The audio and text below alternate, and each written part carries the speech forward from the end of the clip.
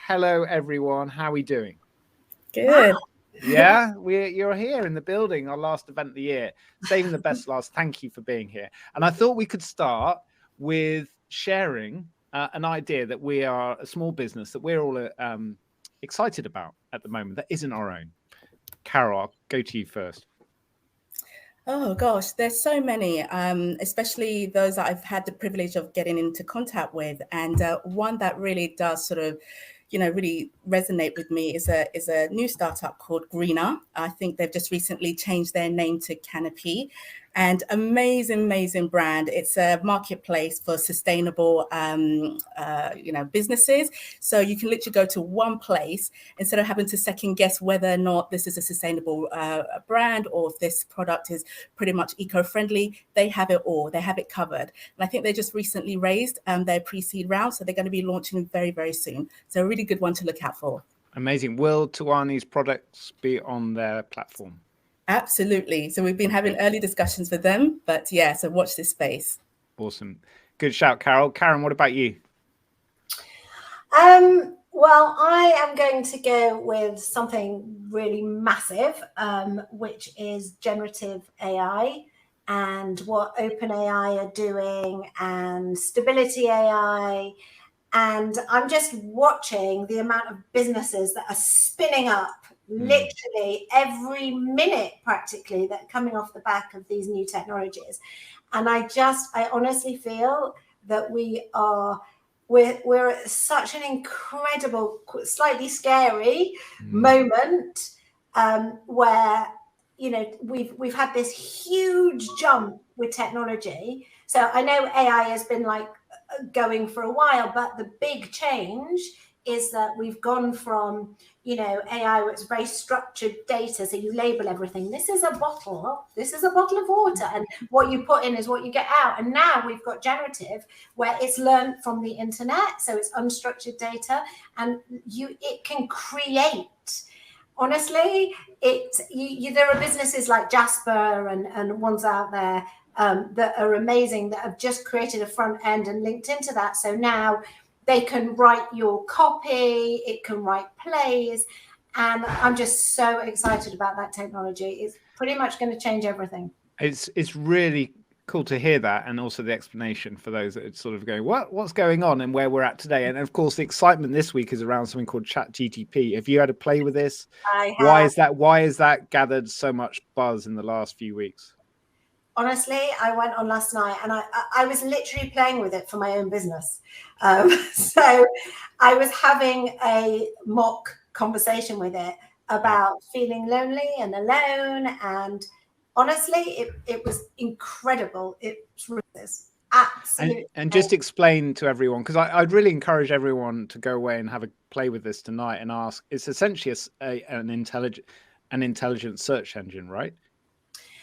Yeah, I mean, it's not really a search engine. It can respond in context to things. So when I first started using it, so the best thing to start with is go to OpenAI and go on their playground and just put in a prompt. Ask it to write something for you. Like my son said, write my mum a birthday card. She's 54. Make it loving. And it wrote, and make it and write it in poetry.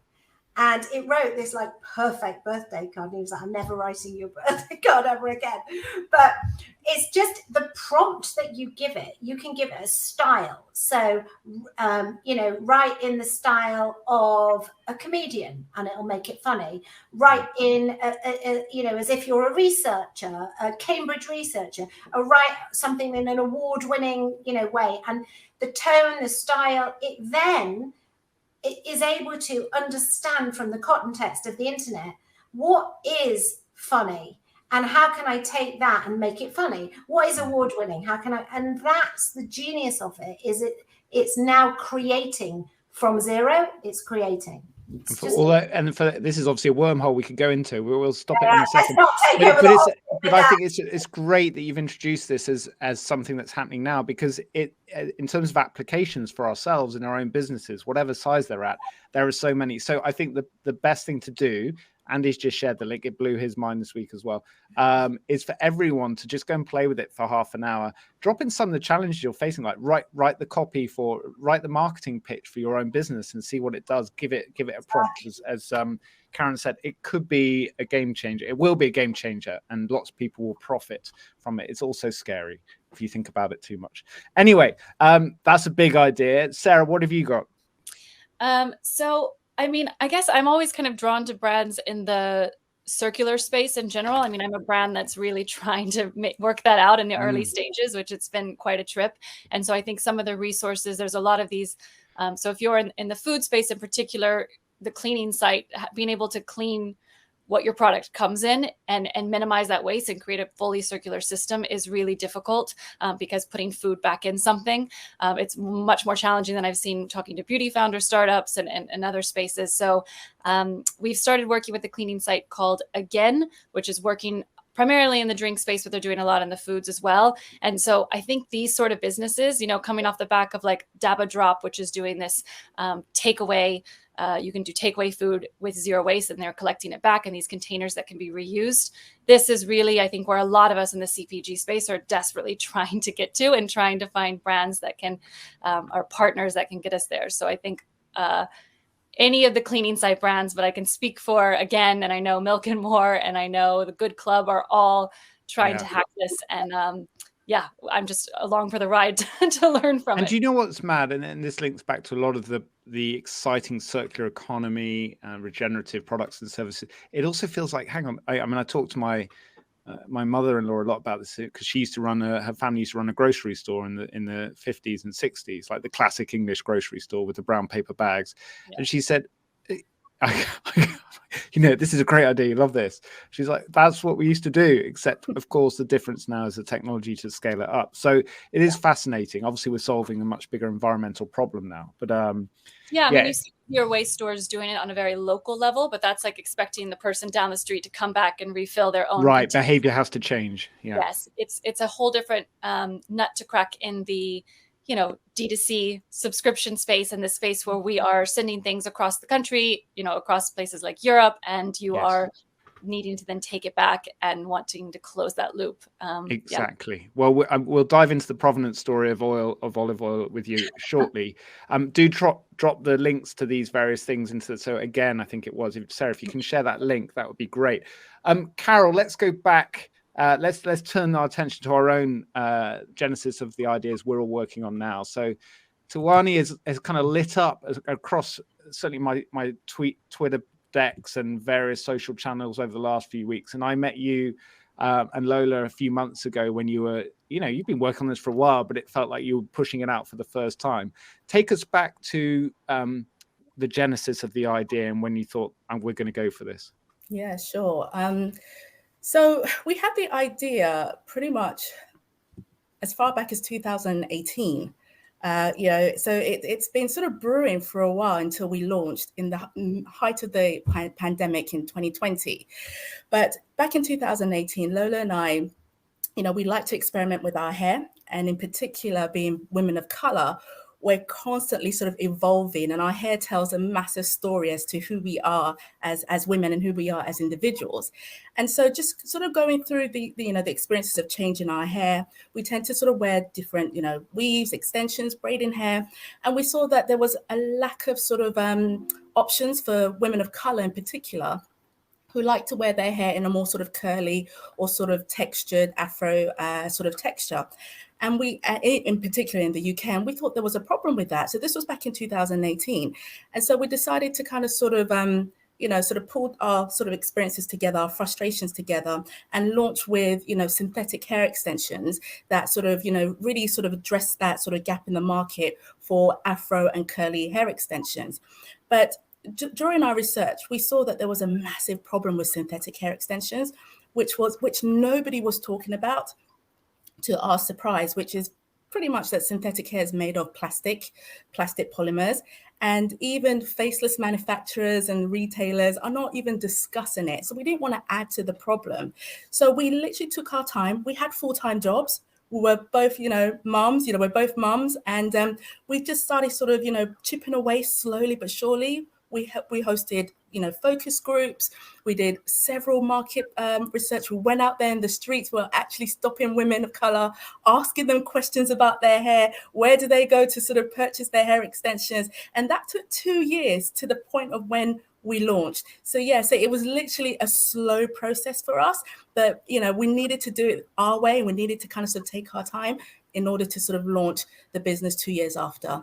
And during that process, Carol, what were the sort of key things that then gave you the confidence to go for it? Was it like, wow, look how much money women are spending on this, or like the environmental problem is so huge, we've got to tackle this, or the need for different types of hair extensions is like, we've got to fill this need? You know what? It's actually an interesting question, because for us, it was life, time. Time was just, was everything. We didn't have a lot of time. As I said, we were working full time. We just had our babies and things just kept moving. And the more and more we kind of sort of, sat down and procrastinated and wanted, this amazing looking website, this amazing looking brand, life just kept evolving. And we just thought, you know what? Now the pandemic is here. Look at what's happened. We can't wait any longer. This is the time to just kind of sort of launch the business. So I think the pandemic just literally forced us to just kind of sort of just push that go button and not just kind of wait for the perfect opportunity, because there isn't such a thing as a perfect time to launch a business. You just have to go with it. And that was pretty much the reason why we just decided to go with Tiwani Heritage. The pandemic hit and we just thought, okay, let's just go with it now. No more excuses. Let's just do this. And what happened? Well, people were at home. So, with hair extensions, they couldn't go to their hairdressers. However, they had lots of time on their hand. And so they just decided to, we saw that a lot of our customers were actually experimenting and learning to do their hair themselves. So they will purchase, say, for example, a pack of braiding hair. And, we put out YouTube tutorials to kind of sort of help people. We called it lockdown hairstyles. So, so people would be literally doing their hair, simple styles that they could try on their own because they couldn't go to the hairdressers, and be Zoom ready, for their meetings, looking all fabulous and fly. So we helped with that. We saw the tractions just literally from 0 to 100 within 6 months of launching. Fantastic. And there's so much that's happened since, which we'll come to in a minute. But I want to jump over to Karen. And Karen, I mean, we haven't got time to share the sort of all the amazing stories that you've been on, but I encourage people to Google, look up Karen online, because she's done so many fantastic projects and businesses. But tell us a little bit about Storyboard. What led to the birth of this idea? I wish I could say I just woke up one morning and had this dream and there it was. It wasn't like that at all. It was very, in fact, I was going down 2 other routes and was completely blocked. So I have sort of exited 3 other businesses before, and it's all been organic and it's all flown. And so I really felt like I wanted to do something else, but very much in health and wellness. I was passionate about feeling good. I was really trying to understand the mind and body connection. So I was started to be focused on kind of on nutritional status. Like you can't improve your nutrition unless you know, where am I? Am I vitamin D deficient? Am I this? Am I that? So I spent 8 months of my life working on trying to find technology and creating technology where we could measure really quickly and easily at home our nutritional status. Anyway, after 8 months, blocked, couldn't do it. Technology wasn't there. And, wow, so you went really deep before you walked away from that idea. I mean, when I say deep, there was no staff employed. I didn't launch anything. I spent money in my time rather than money. But I think part of being a founder is to know when to quit, to know when this isn't working I'm out, right? And then I thought, you know what, I'm going straight to the nutrition. Like, why am I fiddling around with like I can't work out my status. I'm not going to go and pay for, like, in the UK, you can't really get a blood test for your nutritional status. You can't go to the NHS and ask for that. Impossible. Try getting it private. You need about 5 blood tests and it costs a fortune. So I thought I'll just go straight to the nutrition. Another 8 months, right? I was working on creating this bar, low calorie, all your vitamins and minerals in one go. Brilliant, amazing. Guess what? Didn't work. So this was a snack bar, was it? Yeah, Okay. yeah. But you know, the biggest learning was you work, if you don't add fat, sugar, salt, or artificial flavoring, guess what? Tastes like Yeah. not that nice. Tastes like someone's gut. Yeah. Tastes like something not that nice. Really healthy. Yeah. So again, I didn't spend loads of money. It was just, and I got to the end and I thought, right, I'm too old. Like, I can't do this anymore. Like, whatever, it's just not working. And then I just stopped doing all that stuff. And I thought I was going to invest in a couple of ideas. And then literally, as you say, Carol, we were going through the pandemic and I was drawn to supporting my local community. And I befriended a little woman who was 90. I mean, she wouldn't mind me calling her a little woman because she is Diddy. And literally, you know, we did a lot together and I was supporting her. And it just naturally came out of that. And I realized, hold on a minute. You know, if I help you, I help myself. If I hurt you, I hurt myself. There's something in this. And literally from that moment, everything flowed. And it literally, I haven't looked back.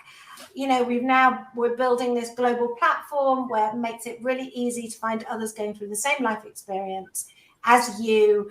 And we're empowering people to tell their story and to share the lessons that they've learned and to make connection. And, you know, this world is so disconnected, which obviously is really ironic because we're more connected than ever on social media, but we're so disconnected in reality.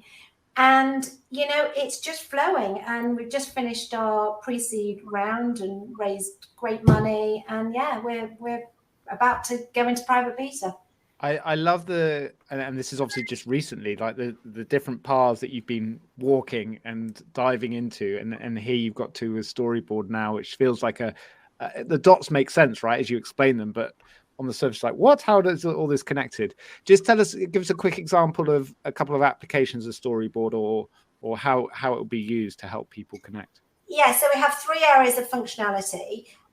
So we have these short, less than 6-minute personal stories that are filmed into the app or uploaded into the app. Hi, my name is, this is my story, authentic story, something positive at the end. So it's very video based, but we are very upfront. We don't publish everyone. It doesn't go live when you submit it. It's all moderated. So we've baked a lot in. It's a bit in between a TED Talk and a Insta Live. So there's that. And then there is live meetings, which are live audio podcasts. And finally, there are groups that are peer support groups, public and private. So the application would be, there are 6 high-level categories. One of them is health, for example. And let's say you were diagnosed with a new health condition, IBS, for example, something common. And literally you can go on Storyboard and you can watch. You just search IBS or colitis or early stage breast cancer or anything like that, and you're straight to all the personal stories, any live meetings. So if it was like breast cancer, there might be a top oncologist, there might be lived experience, and any peer support groups. And the idea is that when life happens to us, which it inevitably does, right? Whoever you are, you've got married, you have a child, something happens at work, you get made redundant, you want to become a freelancer and you don't know the route.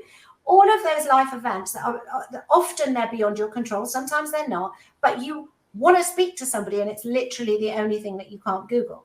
So the idea is when something first happens to you, you're a little bit like sort of treading very carefully. You kind of just want to watch and listen, and that's what our films are. A bit further in, you're going to join a live meeting and listen in the audience and hear a little bit more. Finally, you might participate in a group, and eventually, and this is what we call the cycle of experience, eventually you're the storyteller and you're helping that other person who's coming in the beginning. And that's how we should be as human beings. That's how we were evolved to be. We grew up in small groups where we had our family, our auntie, our uncle, our whoever it was, as our tribe. That's who we were. Now that whole thing is broken. So we have to rebuild it. And this is one of the ways. Wow. Tiny idea, Karen. No, exactly. It's so exciting when you hear it and your story behind it as well. Just briefly though, try and give us a sense of how you turn this exciting idea into a successful business. What's the case? What's the plan? Yeah. So the business model is, so we're kind of B to B to C. So the business model is people from lived experience can have their own business. We already have, by the way, we're not live. So we already have on the film side over 300 films in from people telling their story. And actually, many of those people have written a book, or they've got a blog, or they're a practitioner. They might be a divorce coach, or they're CBT therapist, or whatever. Or they might have a business about how to build your own personal brand, or they might be a social activist and have a charity and want to raise money or awareness. And you can buy in-app tokens to promote your content to a wider audience. And one of the really nice things is there are loads of people, you'll see it on social media all over the place now, on LinkedIn or anywhere, where they're telling their own authentic story.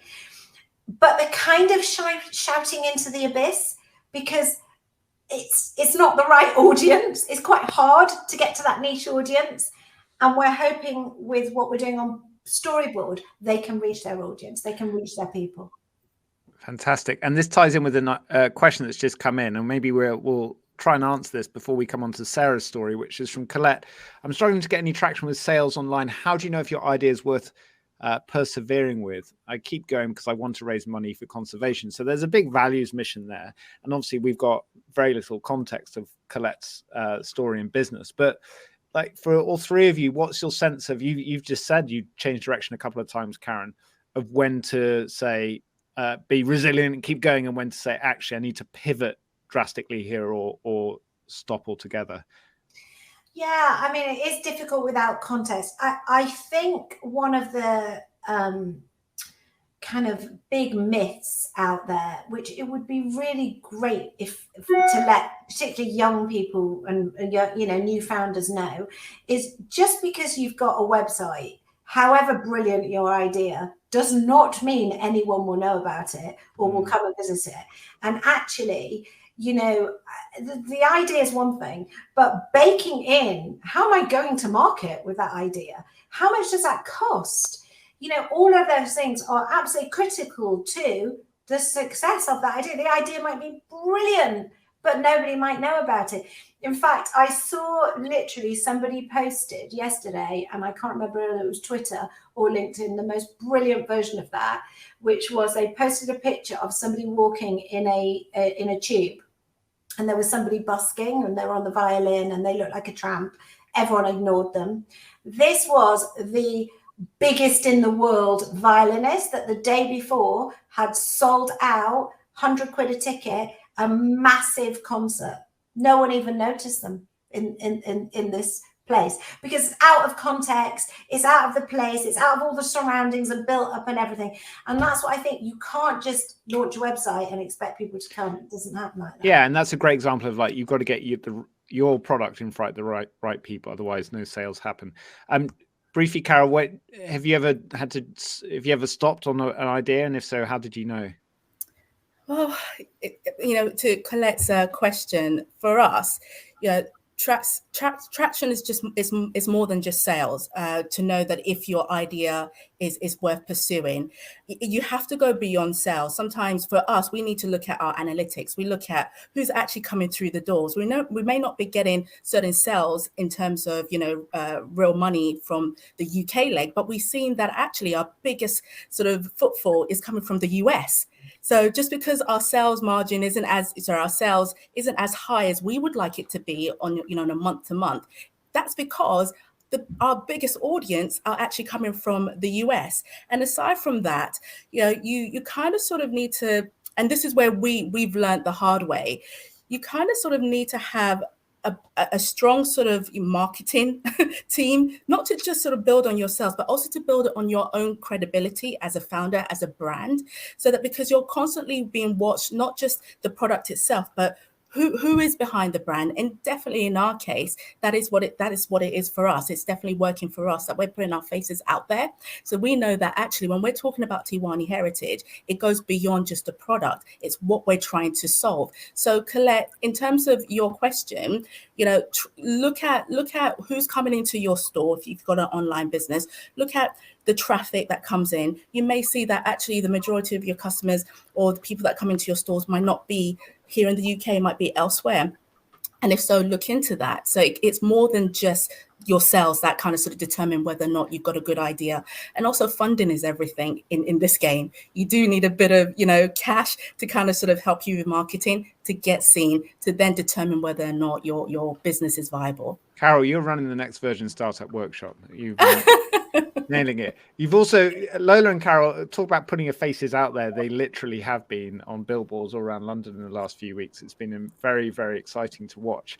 Now, Sarah, Citizens of Soil, such a cool brand to come across. Tell us about the journey and how it started. So Citizens of Soil is an olive oil brand, and we source from female producers across the Mediterranean who are doing small batch oils. But this really kind of started with a friend, a great family friend who we were visiting, multiple times a year in Greece. We are like family. We're the godparents of their children. We would bring back this oil that they were making, and we'd bring it back every year around Christmas time, because that's when the olive harvest is, and we'd give it to all of our friends. And my husband and I both work in or have worked in the food and drink space, so we'd give it to chefs and bartenders, and everyone was like, "This oil is amazing," and we're like, "Yeah, why does it taste so different than anything we come across in the supermarkets?" And so we started kind of wanting to find out, why did that taste different? We'd have it at our table in London, and it would transport us back to Crete, sitting around Maria's table just after the harvest. And we were like, what is this freshness? Like, what is this flavor coming from? So I got really interested in olive oil, but at the same time, I was working for a company called Provenance.org, which is all about supply chain transparency and using blockchain to prove things that are said in a supply chain and really prove that traceability. And I was doing some really interesting, really cool project, by the way, Provenance. Oh yeah, it was very hard to leave that, because they're doing some really exciting things. I almost said them as my business to watch, but I was like, that's a bit too much considering I've come from there. But so we were doing some really interesting projects across the food space and looking particularly at supply chains. And one project that we were doing with the tomato supply chain in Europe was showing what these smallholders and these really small producers and migrant workers were going through in the complete inequalities, and really in a social impact project. And I started looking at the olive oil supply chain and seeing so many similarities. The fact that these really small producers are forced to accept a commodity price. This product is sold on, blended, going through so many middle tiers. Ultimately, this Greek oil is being bottled, ending up on the shelf 2 years later in London under an Italian brand. And I'm like, this is absolutely ridiculous. And when you have these smallholders who are making something to such a high quality, because they're really consuming a lot of it as a family, because it's such a small production, I thought, this is ridiculous. I'm a marketer. I can get you more money. Let me just buy it and try to sell it. So it started as let me get my friends more money, because there's such a lack of support for the first mile producers in this supply chain. And a lot of the stuff that came off the back of that was, again, we were just like Tiwani was saying, how you were building your brand is the fact that we built it during lockdown. So we had the idea, started to think about it for years, I think similar to you, asking everyone the very simple question, do you like olive oil? Great. What's your favorite brand? And by this point, I've asked thousands, because I do in-store samplings, I do events. No one, it is so rare actually that people can name their favorite brand of olive oil. And so that to me spoke to an opportunity. So that became more than just, okay, I'm going to sell my friends olive oil at the local farmer's market. I was like, there's a space here for a brand. And what I've seen across coffee and wine and other supply chains the craft moment hasn't hit olive oil. Like there's a whole artisan side, but there's not this excitement of a brand that you can really remember the name of. So let me try this. And that was kind of how it built out. It's such a beautiful story. I love the initial motivation being, my friend's got this great thing, we've got to tell the world about it. And then, of course, trying to tackle modern day capitalism and supply chains, which you learned a lot about at Provenance. Having been a partner in Agriturismo in Italy briefly, I can completely vouch for the passion for olio, like amongst people who grow it, being like as big as it, if not bigger than wine. I mean, I remember all the farmers bringing the oils in, and they had this big tasting, and it all looks the same. And you're like, why are they being so expressive about this? And it all tastes fairly similar to me because my palate wasn't educated. Yeah. Anyway, so really exciting. And what stage is the business Citizens of Oil at right now? So it's actually Citizens of Soil, and that's because Soil, S on the front. Oh yeah, yeah. You know what? It trips people up more than you think. It might be something I have to work with in the branding.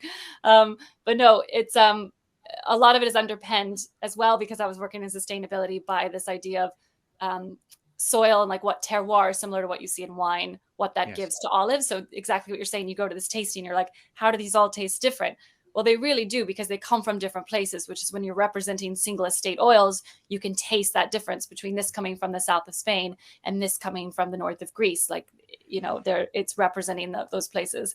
And then in these olive oil groves, you know, they are on the frontier of the climate crisis. They are beginning desertification. Like you can't, I mean, the erosion across the Mediterranean, across these really agricultural hotbeds.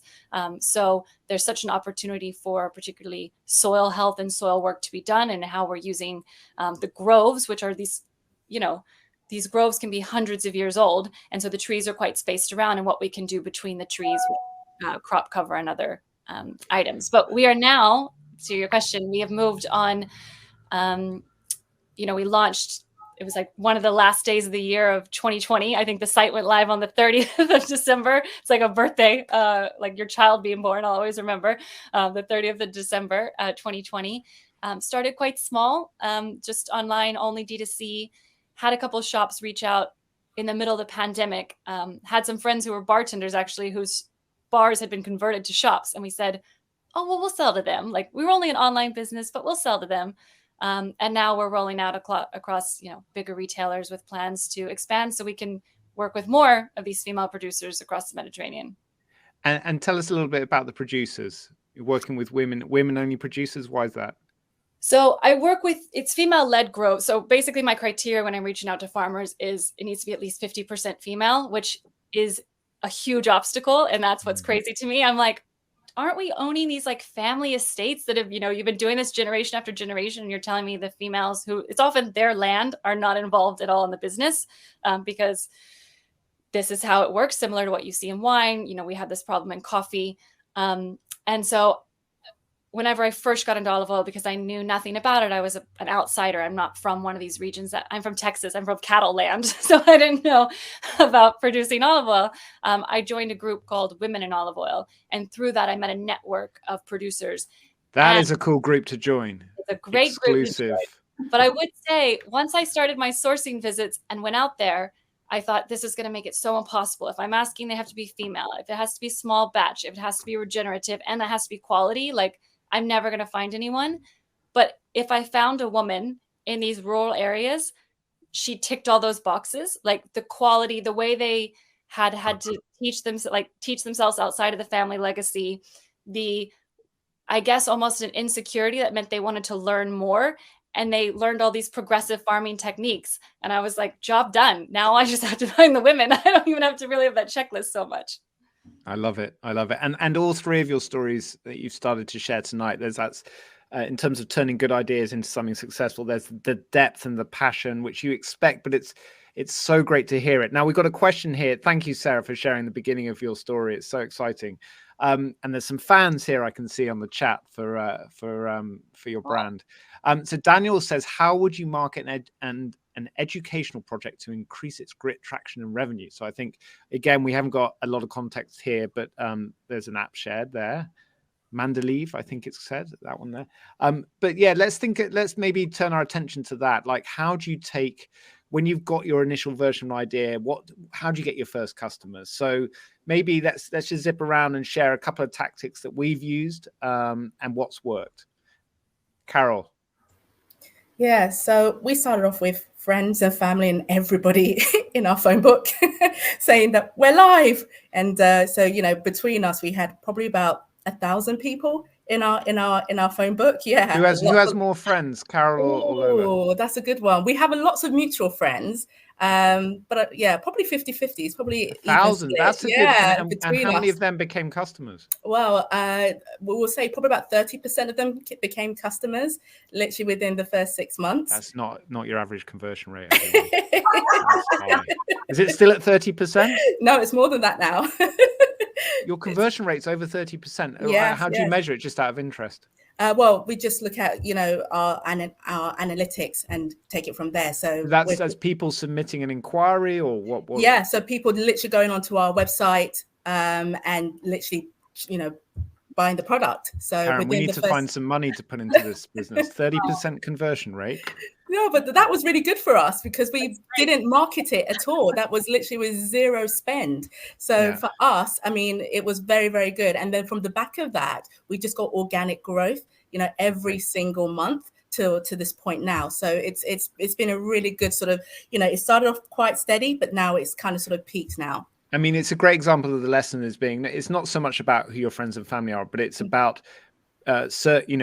getting close to the people that need the solution. That's such an obvious thing to say, but if you're trying to build something in education, which part of the education industry, who are the people that have the highest pain point here? How can you spend time with them online, in person?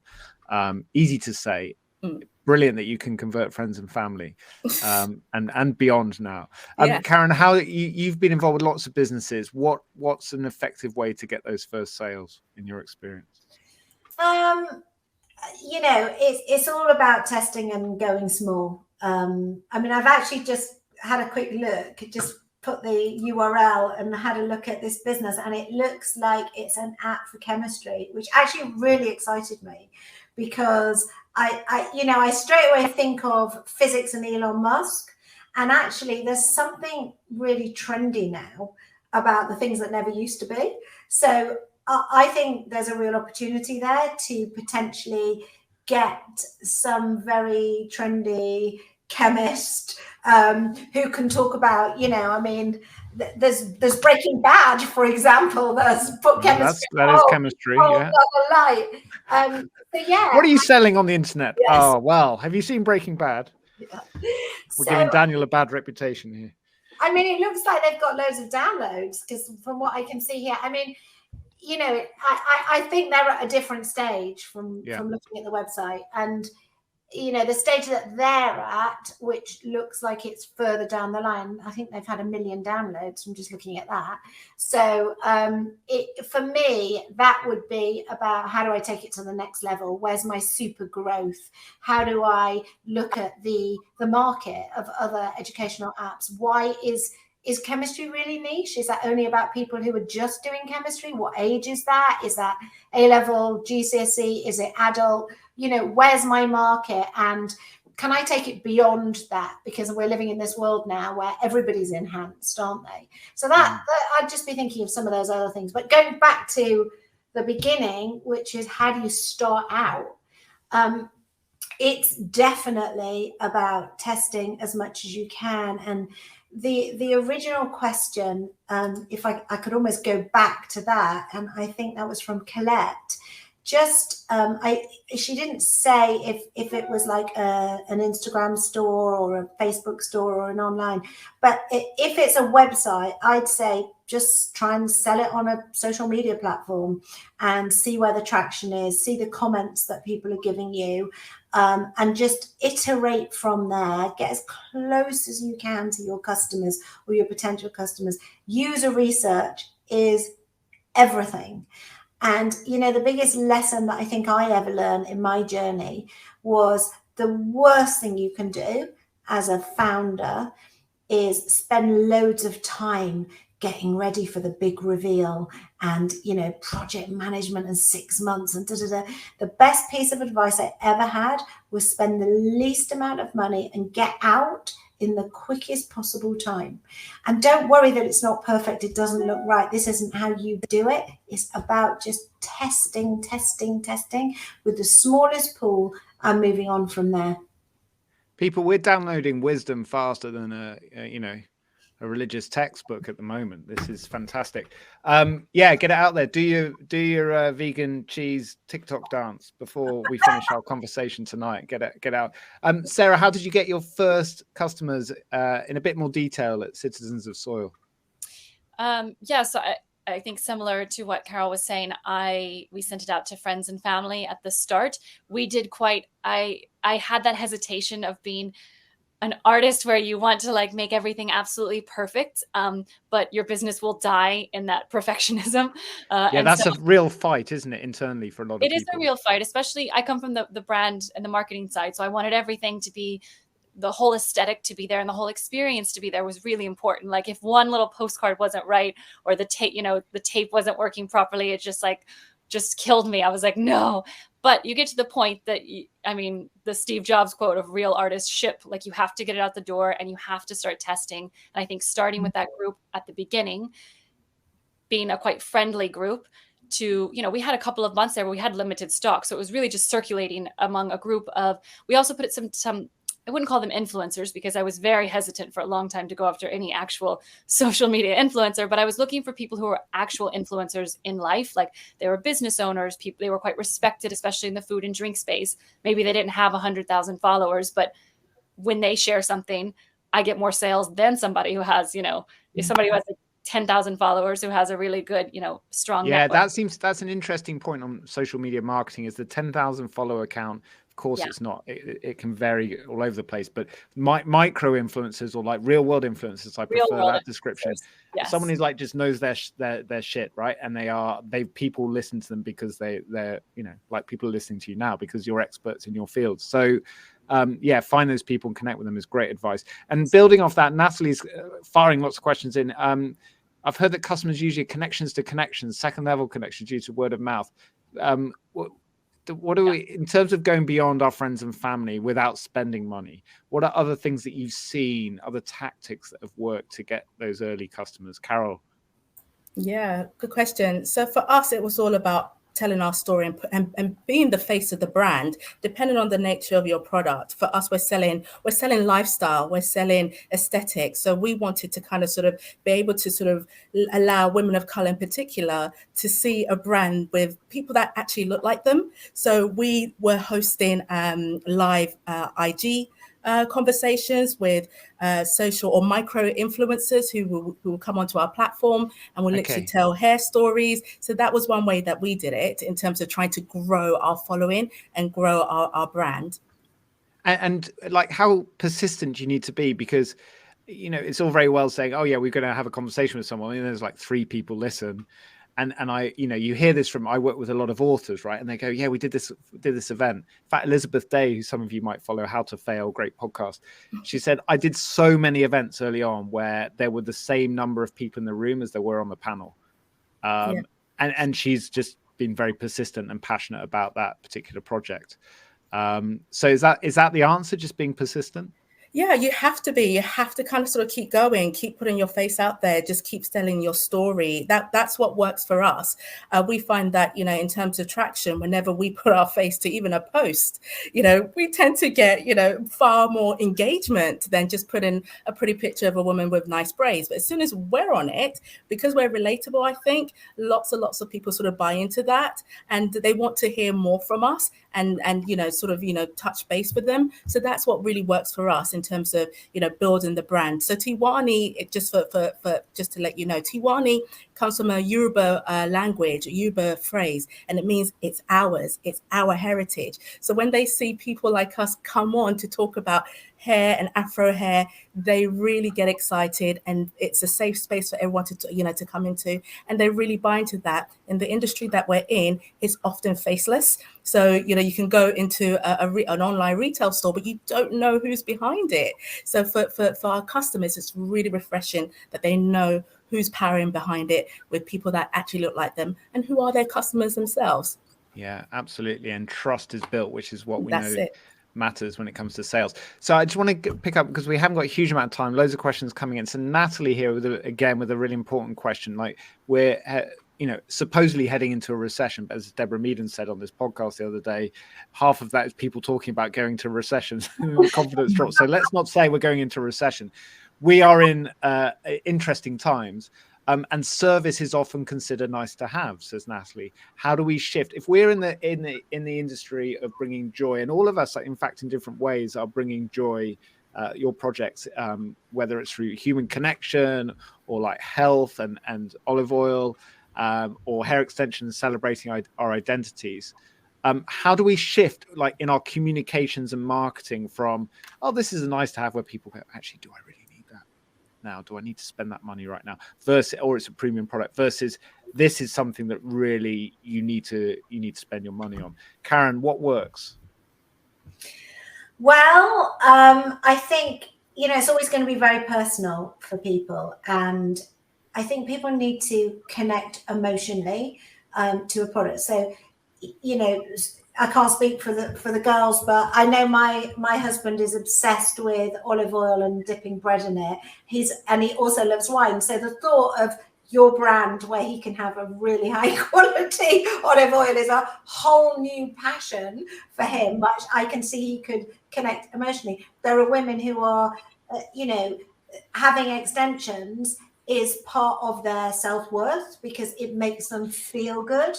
And again, those things, it's not a nice to have, it's part of who they are. So, all of these things are a very, very, you have to address them personally. I think, from our perspective, we just really believe that humans are completely amazing. And there's so much negativity, as you say, even about the recession, like, oh, it's terrible, we're going into a recession, everything's bad, it's all crazy, AI is taking everything. But actually, you know what? The resilience and the incredible stories that we have all over our platform just speaks to, we're just incredible. And we can do so much more together. And from our perspective, I hope that, recession or no recession, it kind of won't make any difference, because we are yearning for that connection. It's wonderful to hear. And also, as the brands we've got in the room tonight demonstrate, we have to change the business model of how we consume, from an environmental point of view, from a social justice point of view, and from a human connectivity point of view. So all the answers to all the world's problems are in the room tonight. This is good. As well as the attitude. Sarah, we have a sale as well, by the way. Citizens of Soil is committed. Sales, Karen is buying a Christmas present for we've done one save tonight. I'll make a discount code just for the group. Get the discount codes out there, people. This is the time. Support small business. We've got a few minutes left together, so I wanted to look forward briefly. What's your plan? What's next for your businesses? How can people get involved? And what are you excited about, Carol? Yeah, so we are now looking to launch the very first plant-based hair extensions in Q1 of next year. So it's hair extensions made of banana and pineapple fibers. So we're starting off with the braiding hair. This is very much a biodegradable product. It's also chemical free. It's itch free. It's not made of plastic. And the best part is you can just dispose of it, in your household waste, and it will decompose within 6 months. So we're gearing towards that. And we're also sort of, in our sort of fundraising, seeking to sort of get investment to really scale. Because as I said, 54% of our traffic comes from the US. So we really want to take advantage of that and tap into that market too. Oh, it's really exciting, Carol. So, spread the word, and the plastic free element or the natural element of what you're doing with that with the product is just so exciting. Karen, what's coming up for Storyboard, and how there's an opportunity for people to get involved, right? Absolutely. So you can visit on any of the social channels. It's Storyboard with an I, or our website, storyboard.co.uk, and you can sign up to the wait list, and you can get in touch with us and tell us your story. We can film you, you can film and send it in. We can softly edit it. We can tell you all about the concept of what we're doing. We're hopefully going into our private beta in the new year, in January. We've already got a community of 300 and they bring their own communities with us. So we're going to start with them. They'll be the only people who download the app. Make sure that we are iterating the functionality quickly, and hopefully by February we'll be opening it out to a more public beta. Fantastic. Andy has just dropped the link in there, so tap on that and sign up or follow. Sarah, and make sure, Carol, you add Tiwani down there as well. I think it's been shared before, but so everyone can grab the link now. Sarah, Citizens of Soil, what's happening next? So, I mean, to date, we've only been working with 2 farmers, but we are expanding in the new year to several other farmers. So we have some interesting people in Croatia, Italy, Spain that we're talking to. Our first ones come from Greece and Portugal. So the main thing is working with more farmers and helping support them on their regenerative agriculture. So getting, specialists involved to really help them progress on that journey.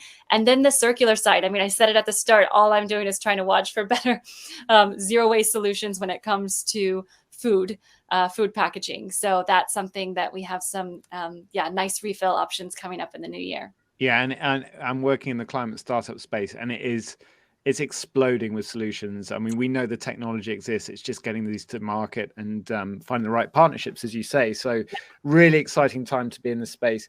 I am going to squeeze in one more question because there's so much goodness coming from this conversation, which is, what's the one thing that you all do in your day-to-day working lives that really helps you when you're finding things hard, that gets you out of that sticky situation or mental rut, or like gets you back in the game and gets you focused on your mission again?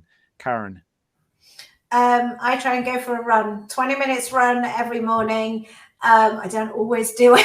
Sometimes I'm like, oh no, I've got a call. But one of the things that I think is really, really important is we're all kind of uniquely talented, and the difference between somebody who seems like they've got talent and somebody who seems like they haven't is often just persistency and consistency. And it's literally be consistent, persist what you're doing. And the more you just do that, the better you get at everything. And I know for me, if I go for my 20 minutes run and I'm up early, go for my run, have a shower, I'm at my desk and my day's going to be great. Yeah. And these boring tips are often the real gold if you can put them into practice. I see this over and over and again is exactly what you just said. Carol, what helps you and Lola get from a tricky situation back in the game? Yeah, so for me, I tend to sort of listen to an amazing podcast by Holly Tucker, who is the founder of Not on the High Street and Holly & Co. She has this podcast called Words of Inspiration, and she's literally interviewing those who have paved the way and who are big names in founders world and entrepreneurs. And she also has Words of Inspiration, which is just a 10-minute sort of nugget that I listen to just kind of sort of lift my spirit back up and say, right, oh, this is amazing. Let's keep going, because she's just so amazing in so many levels. And then I tap into Lola, and we just kind of sort of hype each other up along the way, by sending each other sort of WhatsApp messages saying, you've got this, girl, especially if we're going to do a talk or we're appearing in an interview and we're doing our live sort of pitches. It can be nerve-wracking. So we're literally each other's champions. So one or the other will always sort of say to the other, you've got it, go for it, especially when we listen to a podcast like that. Yeah, that's a great example of the co-founder partnership being when one's down, the other one often is up and can pull you through. Sarah, am I right in saying you work with your partner, your life partner? Yeah, my life partner is my co-founder on the business, although he also is the founder of another business and does a lot of advising work, so separately. So I don't get as much of his time as having a full-time co-founder with me. However, I use a lot. I am very much a fan of having other founder one-to-ones. I have a network of founders. I mean, if you meet me in person, I've probably been like, let's do this. Let's have a coffee. And I mean, I have a couple now that I am meeting with. Some it's like every month, some it's every quarter. And we literally just have as if they're a member of my team. And we kind of run through like what's worked, what's, there's so many. You're like, what's the new newsletter tool that you're using? And what's this app? If we're all on Shopify, where there's so many resources we can share from a conversion perspective together, and operations and third-party logistics. So founder one-to-ones, I highly recommend. Even before you start the business, I did it. Use them as inspiration. Like whenever you're totally deflated that supply chains are in absolute havoc, you go and sit down with somebody, and at least you can commiserate and inspire each other. Yeah, you're going through a shared experience, and I think you're absolutely right. You never regret. Karen's business would work out totally. There we go. Get the stories on Storyboard. So much, and I think the last, certainly for me, and I'm sure for the audience, the last hour has been exactly the example of like how you bring your energy up with people. Is just share stories, be open, and like celebrate what everyone's achieving, which is remarkable. Carol, Sarah, and Karen, thank you so much for being with us tonight. Storyboard, Tawani Heritage, and Citizens of Soil.